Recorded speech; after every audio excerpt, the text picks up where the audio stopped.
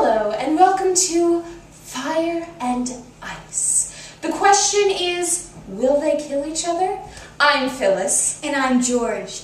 Tonight on our show, we have a science major, a biology major that is, and a rabid Bruins hockey fan. Oh, that should be interesting. Yes. For those of you that don't know how our show works, here's how it goes. We lock two completely opposite people into a room. We refer to them as fire and ice. And we ask the question, will they kill each other? Will they kill each other, America? Will they kill each other? We'll just have to go and see. And remember, they're left without no human contact for 20 minutes. 20 minutes, America. Will they kill each other? Science. Hockey. So, did you see the Bruins game last night? No, sports teams don't really have worth. Science is where it's at. Anyway, Lucic got into this huge fight with this Canuck player. His name is Hendrik Sedin. He's awful. He's like a girl. Anyways, so he totally packaged, modified, and sorted that guy all the way back to Canada. Did you say package, modify, and sort? Yeah, I did. You deaf? That's kind of like the Golgi apparatus in a plant cell. But instead of packing, modifying, and sorting people's faces, they package, modify, and sort proteins. Oh, I know what proteins are. That's what makes my Bruins men so strong and handsome and dreamy. You know who's the most dreamy? Chara. We're getting married. Chaka? No, Chara. He totally broke down the Canucks defense last night and really helped them win the game. So, Chara could be like the lysosomes in a cell, because the lysosomes break down lipids, carbs, proteins into stuff that the plant cell can use. Speaking of defense, you know who else did really well last night? Okay, speaking of defense, Tim Thomas, who's like incredible, blocked 3 goals last night, and that really helped increase the Bruins' chances of winning the game. Kind of like a vacuole. See, in the plant cell, there's this big vacuole, and it stores nutrients and breaks down the waste, like Thomas broke down the Canucks. Yeah, alright. You know who makes a great team? Sagan and Bergeron. Bergeron got a ton of assists last night, but Sagan completely stole the show with his hat trick. What's a hat trick? Are you stupid? A series of 3 goals. Like, do you live under a rock? Hat trick. So Sagan could be like the ribosomes, because the ribosomes produce proteins, just like Sagan produces goals. Yeah, when you put it that way. And Bergeron could be like the rough ER in the cell, because the rough ER helps in the process of making proteins, and Bergeron helps score the goals. The nucleus of the cell. It contains nearly all the cell's DNA, and it's kind of like the boss. It tells everybody else what to do. Oh, that'd be like Claude Julien, the coach. Without him, the team wouldn't be able to function. He tells them what to do and where to go. And then, of course, there's the mitochondria. That's a big part of the cell. It's like the powerhouse. It converts chemical energy into something that's more useful for the cell. I think that would be like the trainer. He takes everything he knows about hockey and gives it to the players. Oh.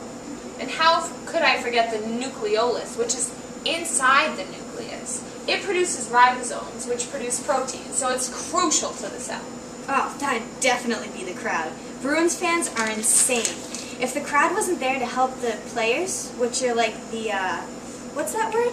Ribosomes, maybe? Yeah. Yeah, if the crowd wasn't there, the players wouldn't be motivated and they wouldn't be able to do what they do. So, the crowd makes the players, like, the nucleolus makes the ribosomes? Hey, I'm getting this! Yeah.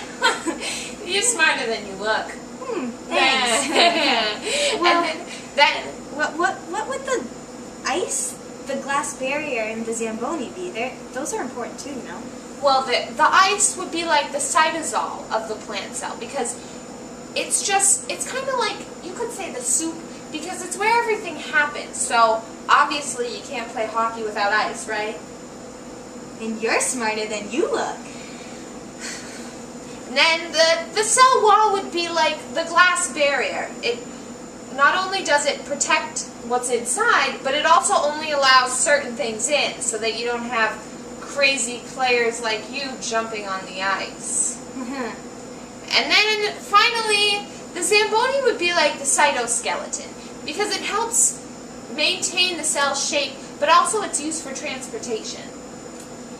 And the Zamboni maintains the ice so it can be used. Hey, I'm getting this even more. You know, another big part of the plant cell is the chloroplasts. Those are organelles within the plant cell, and they give the plant cell its green color, but also they go through this process called photosynthesis, which is when they take the sunlight and they turn it into sugar, which the plant can use for energy. Photosynthesis.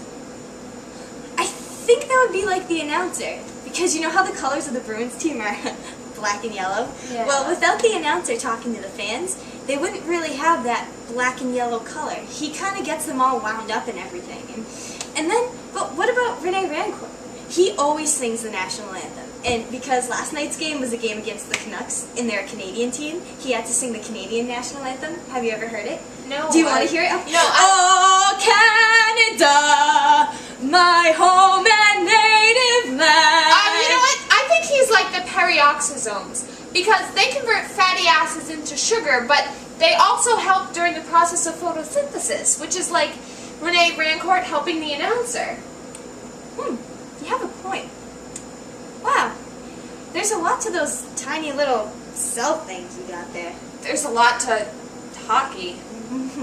Outside the cell, they're connected with plasmodesmata. Plasmodesmata.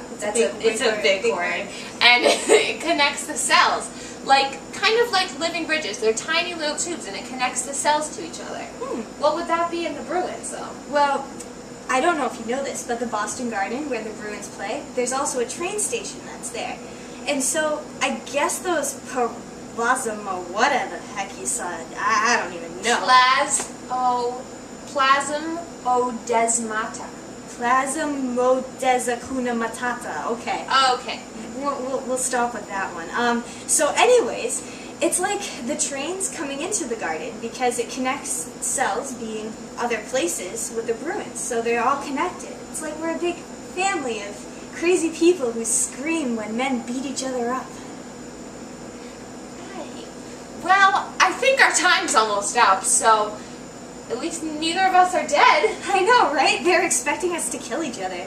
But you know, that cell stuff is kind of cool. If you wouldn't mind, could I go to a convention? Sure, if you'll take me to a Bruins game. Oh, I totally will. We'll have so much fun.